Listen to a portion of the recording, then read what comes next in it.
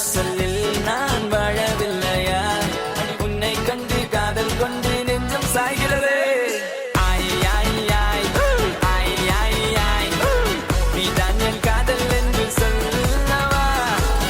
நீ நல்லா அருமையா இருந்துச்சு. அந்த கண்டிப்பா இந்த இடத்த பாருங்க, மிஸ் பண்றாதீங்க.